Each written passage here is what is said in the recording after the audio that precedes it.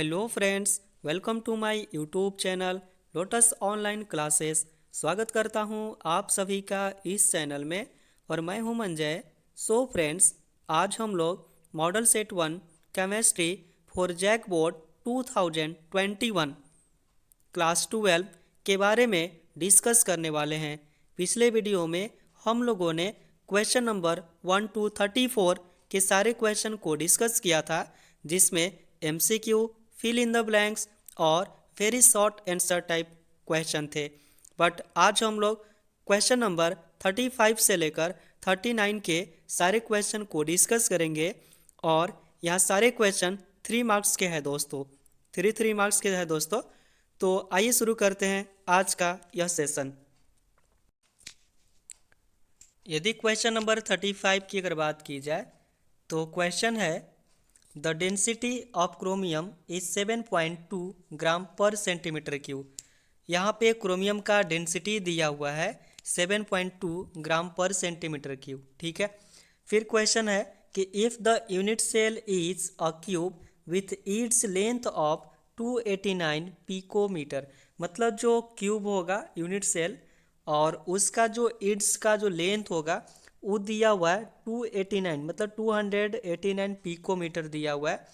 तो पूछा है determine the type of unit cell, मतलब जो यूनिट सेल होगा वह किस टाइप का सेल होगा उसको बताना है। और यहाँ पे एटॉमिक मास दे दिया हुआ है क्रोमियम का, ठीक है, 52 ग्राम पर मोल। बात समझ में आ रही है।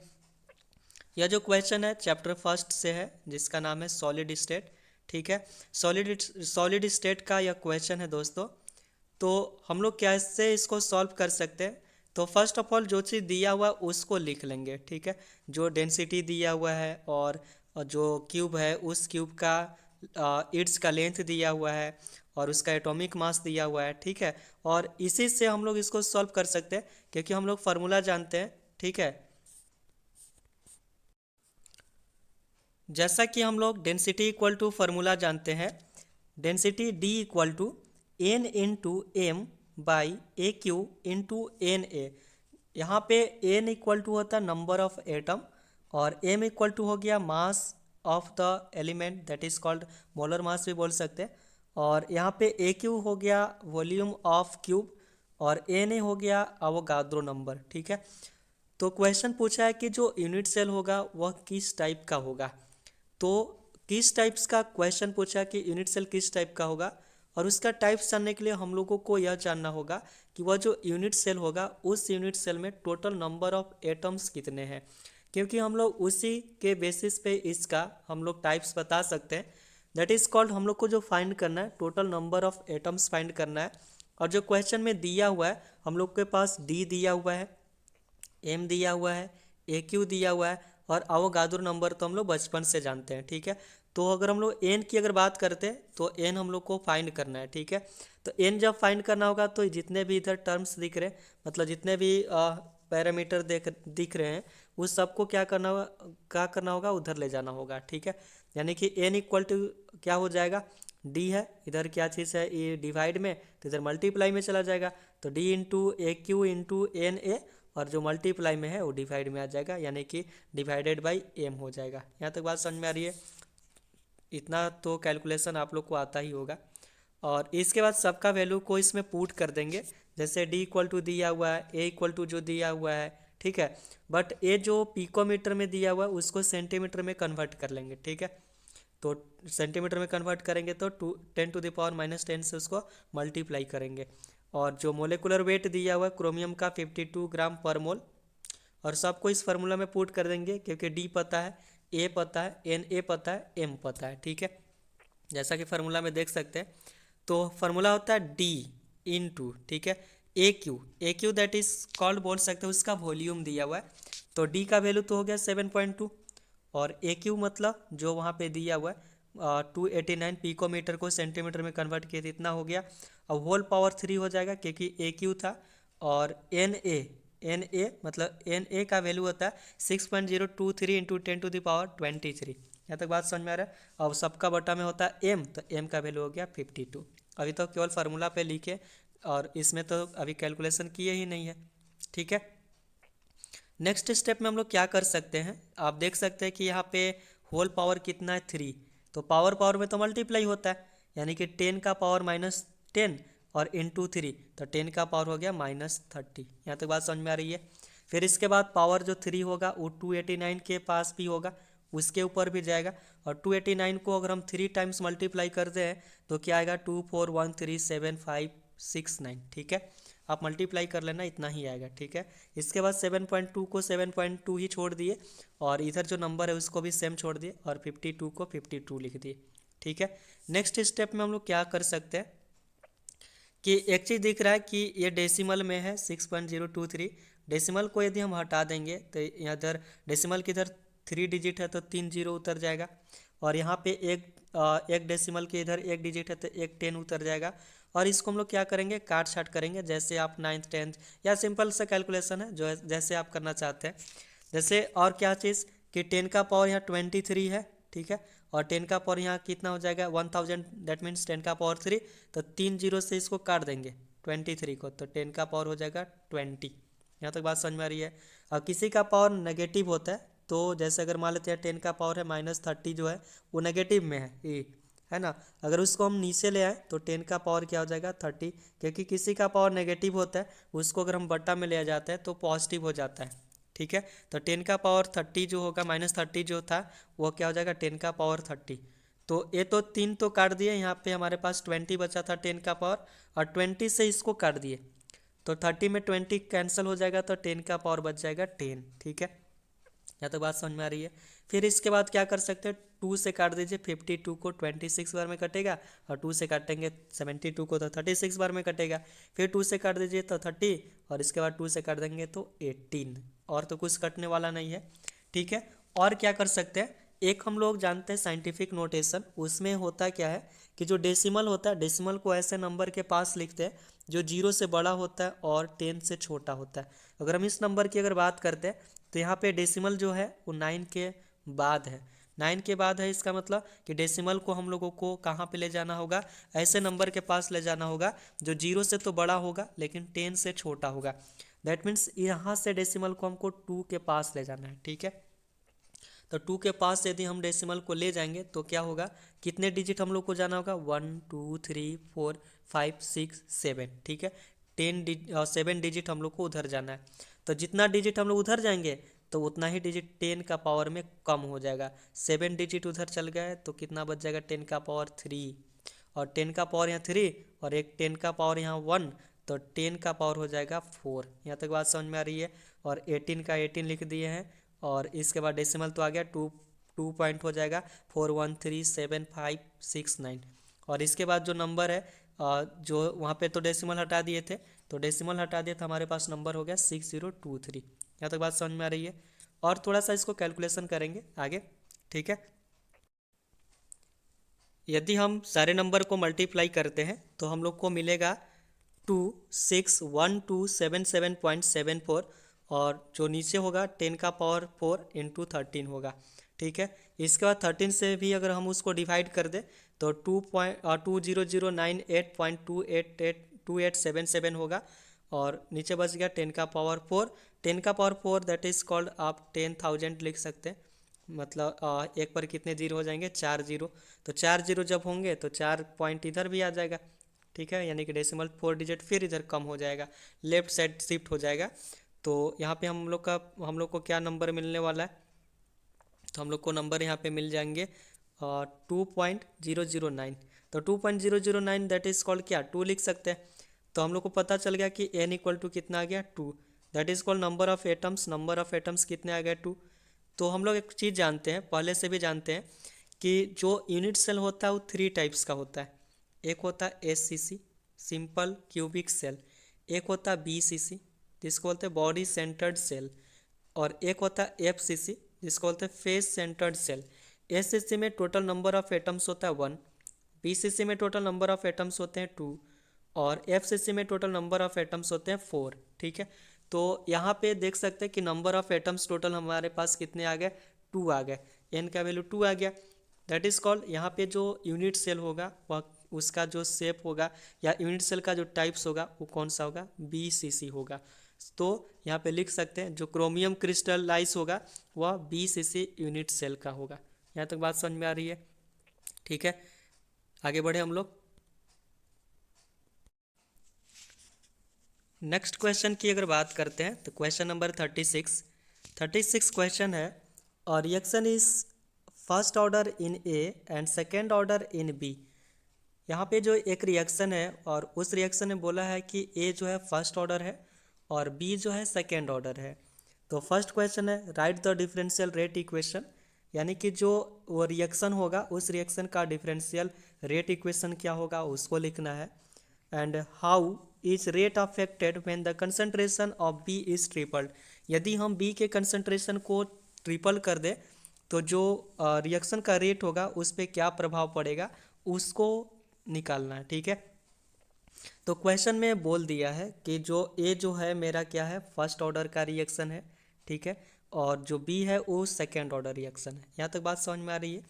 तो हम लोग जैसा कि फार्मूला में जानते हैं कि जो रेट होता है, ठीक है, तो रेट इज इक्वल टू हो जाएगा के, क्योंकि यहाँ पे दिया हुआ है तो के इंटू ए का कंसंट्रेशन हो जाएगा, क्योंकि फर्स्ट ऑर्डर बोला है तो ए का पावर हो जाएगा 1, है ना, और बी बोला है सेकेंड ऑर्डर तो सेकेंड ऑर्डर क्या हो जाएगा बी का पावर हो जाएगा 2। ठीक है, यहाँ तक बात समझ में आ रही है? तो रेट इक्वेशन फर्स्ट का यह आंसर हो जाएगा। ठीक है, फर्स्ट का आंसर यह क्यों होगा भाई? क्योंकि यहाँ पे क्वेश्चन में बोल दिया कि ए जो होगा वो फर्स्ट ऑर्डर है तो, और बी जो होगा वो क्या होगा सेकेंड ऑर्डर रिएक्शन। तो रेट लिखेंगे तो क्या लिखेंगे के इंटू ए का कंसंट्रेशन का पावर 1 क्योंकि फर्स्ट ऑर्डर, एंड बी का कंसंट्रेशन जो होगा उसका पावर में लिखेंगे 2 क्योंकि यह सेकेंड ऑर्डर का रिएक्शन है। यहाँ तक बात समझ में आ रही है? ठीक है, क्योंकि हम लोग पहले से जानते हैं कि जो पावर होता है कंसंट्रेशन का पावर जो होता है वह रेट होता है। तो ए का पावर यदि 1 लिखेंगे तो ए के कंपेयर में फर्स्ट ऑर्डर शो करेगा, और बी का पावर 2 लिखेंगे तो बी के कंपेयर में वह सेकेंड ऑर्डर शो करेगा। यहाँ तक बात समझ में आ रही है? सेकेंड क्वेश्चन इसका है, और सेकेंड क्वेश्चन में बोला है कि अगर हम बी के कंसंट्रेशन को मतलब ट्रिपल कर दें, है ना, 3 गुना बढ़ा दें, तो यहाँ पे अभी रेट लिख दे रहे हैं। ठीक है, तो रेट इज इक्वल टू क्या होगा कि ये दिया हुआ है, अभी हम लोग निकाल दिए कि के इंटू ए और बी का पावर हो जाएगा 2। ठीक है, और बोला है कि जो बी जो है बी का कंसंट्रेशन 3 गुना कर देते हैं, ट्रिपल कर देते हैं, तो देखते हैं क्या प्रभाव पड़ने वाला है। ये तो ए हो जाएगा और के तक के का के रहेगा, ए भी ए रहेगा क्योंकि उसका कंसंट्रेशन के साथ कुछ नहीं करना है, और बी का कंसंट्रेशन 3 टाइम्स बढ़ा दीजिए यानी कि 3b हो जाएगा, और पावर 2 का पावर 2 हो गया। यहाँ तक बात समझ में आ रही है? और इसको सॉल्व कर देंगे, के का के हो जाएगा और ए भी तो सेम रहेगा, और यहाँ पे 3b का पावर 2, तो पावर 2 मतलब 3 इंटू 3 करेंगे तो 9 आ जाएगा। ठीक है, तो यानी कि लिख देंगे 9, और b का जो कंसंट्रेशन होगा वो तो पावर में रहेगा ही रहेगा 2 का 2। ठीक है, तो आप देख सकते हैं 9 को अगर हम स्टार्टिंग में लिख दें 9 ऐसे, तो यह जाएगा के और ई हो जाएगा ए और बी हो जाएगा, बी का पावर हो जाएगा 2। ठीक है, यानी कि जो फर्स्ट जो रिएक्शन का जो रेट है उस रिएक्शन का रेट में बाहर में कितना आ गया 9, यानी कि इक्वेशन जो होगा या रेट जो रिएक्शन होगा वो 9 टाइम्स इंक्रीज कर जाएगा। ठीक है, जो पहले का जो रिएक्शन का रेट होगा उससे 9 टाइम्स क्या हो जाएगा वो बढ़ जाएगा, 9 गुना बढ़ जाएगा। आप देख सकते हैं। यहाँ तक बात समझ में आ रही है? अगर क्वेश्चन समझने में डाउट होता है तो आप ज़रूर पूछा करें, कमेंट बॉक्स में ज़रूर लिखा करें। ठीक है, बात समझ में आ रही है? आगे बढ़े हम लोग। ठीक है, क्वेश्चन नंबर 37, और 37 क्वेश्चन की अगर बात करते हैं तो क्वेश्चन पूछा है व्हाट इज़ कोलराउड्स लॉ, है ना, कोलराउड्स लॉ क्या होता है उसको बताना है। और इसके नीचे जो क्वेश्चन दिया हुआ कि right short notes on the following, है ना, यह आपका क्वेश्चन यह 37 का नहीं है, आगे हम लोग पढ़ेंगे 7 मार्क्स का जो क्वेश्चन है उसका एक क्वेश्चन यहाँ पे गलती से मिसप्रिंट हो गया है। ठीक है, तो यहाँ पे एक ही क्वेश्चन है कोलराउड्स लॉ क्या है उसको डिफाइन करना है, उसको लिखना है। और यह जो क्वेश्चन है 3 चैप्टर का है, इलेक्ट्रोकेमिस्ट्री का। यदि आप चैप्टर पढ़े होंगे तो आसानी से समझ सकते हैं, है ना। कोलराउड्स लॉ को हम लोग इस प्रकार से लिख सकते हैं, इट इज़ प्रोपोज्ड बाय कोलराउड्स इन 1876। मतलब यह जो कोलराउड्स लॉ दिया गया, कोलराउड्स नाम का साइंटिस्ट के द्वारा दिया गया 1876 में। और यह क्या लॉ है उसको देखते हैं। At infinite dilution, the molar conductivity of electrolyte at infinite dilution is the sum of the ionic conductivities of cations and anion. This is called Kohlrausch law. Kohlrausch law बोलता है कि अगर इनफाइनाइट डायलूशन पे अगर कोई भी electrolyte है और वह इलेक्ट्रोलाइट यदि ब्रेक होता है, टूट जाता है, तो उस इलेक्ट्रोलाइट का जो मोलर कंडक्टिविटी जो होगा उसके जो एनायनिक और जो कैटायनिक जो होगा और उसका जो आयनिक कंडक्टिविटी होगा उसके सम के वह इक्वल होगा। दैट इज कॉल्ड, बोल सकते हैं सपोज दैट मान लेते हैं कि हमारे पास एक इलेक्ट्रोलाइट है, ठीक है, और उस इलेक्ट्रोलाइट का जो मोलर कंडक्टिविटी है दैट इज कॉल्ड, उसको लेमडा एम से रिप्रेजेंट करते हैं। और इनफाइनाइट डायलूशन है इसलिए इन्फिनिटी का साइन लगा दिए हैं, ठीक है। तो वह क्या होता है, वो ब्रेक होता है, ठीक है। तो ब्रेक होगा, कोई भी जो इलेक्ट्रोलाइट होता है वह दो चार्ज में ब्रेक होता है, पॉजिटिव में और नेगेटिव चार्ज में ब्रेक होता है, पॉजिटिव नेगेटिव आयन में ब्रेक होता है, इसलिए यहाँ पे आयनिक कंडक्टिविटी दिया हुआ है, ठीक है। तो अगर सपोज मान लेते हैं पॉजिटिव टूट गया, पॉजिटिव में ब्रेक हो गया कैटायन, ठीक है, तो आप यहाँ पे क्या लिख सकते हैं, लेमडा सी लिख दिए। और कंडक्टिविटी किस में टूट गया, वह नेगेटिव में टूट गया, तो इसको क्या लिख दिए, सी लिख दिया। और यहाँ पे एक्स हो गया और यू वाई हो गया, ठीक है। आप यहाँ पे एक चीज़ और लिख सकते हैं, एक पे पॉजिटिव लिख सकते हैं, एक पे नेगेटिव लिख सकते हैं और आसानी से समझ में आएगा। जैसे हमारे पास, और मतलब इसी को और लिख सकते हैं इस टाइप से कि NaCl का नाम सुने होंगे आप लोग, ठीक है। NaCl एक प्रकार का इलेक्ट्रोलाइट है, ठीक है। और इनफाइनाइट डायलूशन पे अगर इसको लिखें तो NaCl होगा। और NaCl जो होता है वो टू पार्ट में ब्रेक होता है। तो Na पे आ जाएगा पॉजिटिव चार्ज, तो लेमडा यहाँ लिख देंगे, सोडियम चार्ज लिख देंगे और यहाँ लिख देंगे पॉजिटिव, इनफाइनाइट डायलूशन है। और यहाँ पे इन्फिनिटी का साइन भी लिख देंगे। और प्लस में क्या लिख देंगे, लेमडा लिखेंगे और क्लोरीन पे लिख देंगे नेगेटिव चार्ज, इनफाइनाइट डायलूशन। और यहाँ पे एक्स और वाई जो है ना पीछे, वह नंबर ऑफ एटम्स होते हैं, जैसे सोडियम कितना है और क्लोरीन कितना है, मतलब उस पर चार्ज कितने ब्रेक हो रहे है ना, उसको लिखते हैं। तो यहाँ पे दोनों 1 1 है, इसलिए यहाँ पे कुछ नहीं लिखे। यानी कि यहाँ पे आप बोल सकते हैं एक चीज़ कि जो इनफाइनाइट जो नंबर ऑफ डाइल्यूशन पे अगर बात की जाए तो जो इलेक्ट्रोलाइट होता है उस इलेक्ट्रोलाइट का जो मोलर कंडक्टिविटी होता है उसके एनायनिक और कैटायनिक जो होगा, है ना, और उसके जो आयनिक कंडक्टिविटी होता है उसके सम के वह इक्वल होता है। यही है कोलराउस लॉ, ठीक है।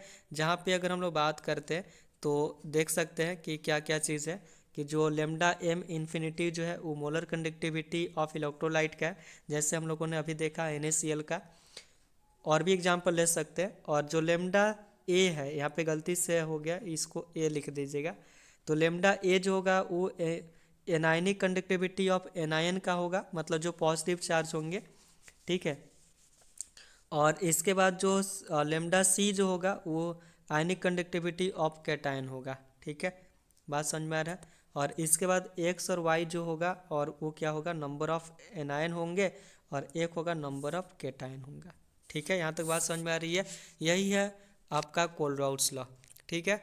नेक्स्ट क्वेश्चन की तरफ बढ़ते हैं दोस्तों। क्वेश्चन नंबर 38 की अगर बात की जाए तो क्वेश्चन नंबर 38 है कंप्लीट द फ्लोइंग, मतलब यहाँ पे जो रिएक्शन दिया हुआ है उस रिएक्शन को कंप्लीट करना है। और ये सारे रिएक्शन डी ब्लॉक एलिमेंट्स होगा उसका है ना। KMnO4 पोटेशियम पर मैग्नेट को रिएक्शन कराया जा रहा है ना, डिफरेंट डिफरेंट एलिमेंट्स के साथ, डिफरेंट डिफरेंट जो कंपाउंड होगा उसके साथ इसको रिएक्शन कराया जा रहा है। और पूछा है कि प्रोडक्ट में क्या बनेगा, ठीक है। यदि फर्स्ट हम लोग यहाँ पे इक्वेशन की अगर बात करते हैं तो पोटेशियम पर मैग्नेट को 3H2S के साथ रिएक्शन कराएं तो क्या बनेगा। और सेकेंड में ऐसा ही है कि 2KMnO4 है Ki के साथ और उसमें H2O मिला दे तो क्या प्रोडक्ट देगा। और सी में भी कुछ ऐसा ही है कि 2KMnO4 है और 3MnSO4 है और 2H2O है, ठीक है। तो इस रिएक्शन को किस प्रकार से हम लोग बना सकते हैं, कैसे इसको कंप्लीट कर, तो इस रिएक्शन को हम लोग कंप्लीट कर सकते हैं इस प्रकार से। 2KMnO4 को अगर हम 3H2S के साथ रिएक्शन कराएंगे तो प्रोडक्ट देगा MnO2 3S 2KOH और 2H2O देगा। ठीक है, इस रिएक्शन में कैसे ब्रेक होता है वो आप चैप्टर डी ब्लॉक एलिमेंट्स में पढ़े होंगे, बस इसको कंप्लीट करना है। कैसे बॉन्ड ब्रेक होता है, कैसे बॉन्ड टूटता है, कैसे बॉन्ड जुटता है, या जो ऑर्गेनिक पढ़े होंगे वहाँ पे भी पढ़े होंगे, है ना। बहुत सारे तरीके होते हैं। और जो इनऑर्गेनिक का जो चैप्टर पढ़े होंगे पी ब्लॉक डी ब्लॉक, वहाँ पे भी बहुत सारे रूल नियम था, है ना। उस रूल नियम के तहत आप लोग ये सारे चीज़ पढ़े होंगे।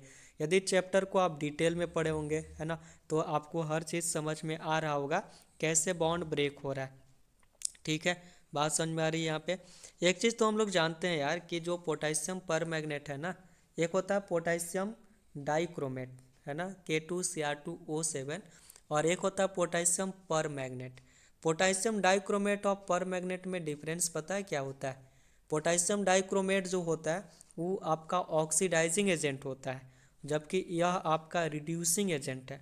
और रिड्यूसिंग एजेंट में क्या होता है कि हाइड्रोजन जुटेगा और ऑक्सीजन बाहर निकलेगा। ध्यान देंगे क्या होता है कि हाइड्रोजन जो होगा वो जुट जाएगा और ऑक्सीजन जो होगा वो क्या हो जाएगा, बाहर निकलेगा। यानी कि आप देख सकते हैं KMnO4 में क्या है कि O4 है, ऑक्सीजन यहाँ पे 4 है और ऑक्सीजन यहाँ पे क्या हो गया, 2 बाहर निकल गया। तो यानी कि इसमें क्या हो रहा है, या मतलब ये एक प्रकार का स्ट्रॉन्ग रिड्यूसिंग एजेंट है ना। दूसरा रिएक्शंस को भी आप देख सकते हैं इसी प्रकार से, यहाँ पे भी दिया हुआ है। अगर KI के साथ रिएक्शन करा दे, H2O मिला दे, है ना, तो यहाँ पे भी क्या हुआ, 2KMnO4 था तो ऑक्सीजन यहाँ से भी बाहर निकल गया, तो यहाँ पे बच गया MnO2।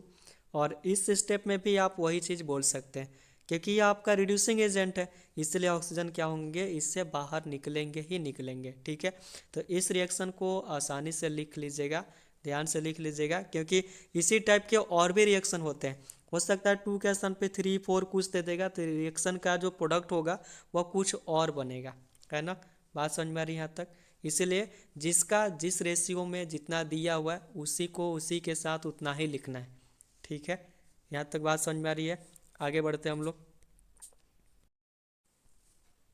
नेक्स्ट क्वेश्चन है क्वेश्चन नंबर 39, और क्वेश्चन नंबर 39 है calculate the molarity of the following solution.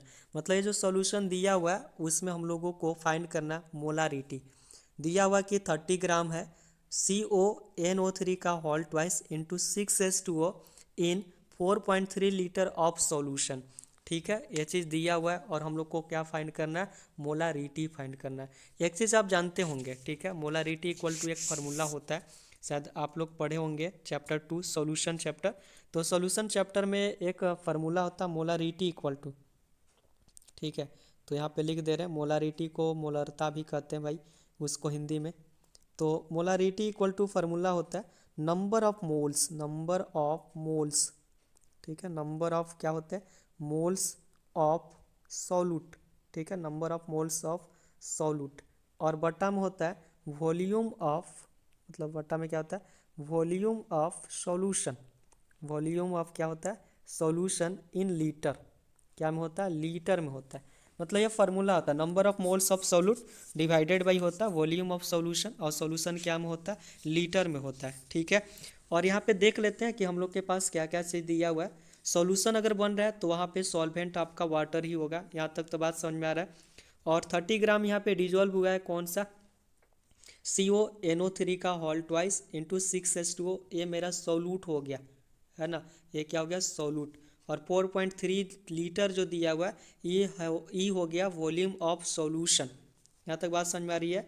But एक चीज़ कन्फ्यूजन कर रहा है यार कि जो number of moles of solute जो होता है फार्मूला में, बट यहाँ जो क्वेश्चन दिया है उसमें नंबर ऑफ मोल्स नहीं दिया हुआ है, बल्कि क्या दिया हुआ है, वहाँ जो सॉल्यूट है उस सॉल्यूट का मास दिया हुआ है, उसका वेट दिया हुआ है। ठीक है, अब बताइए नंबर ऑफ मोल्स नहीं पता है तो अब कैसे होगा।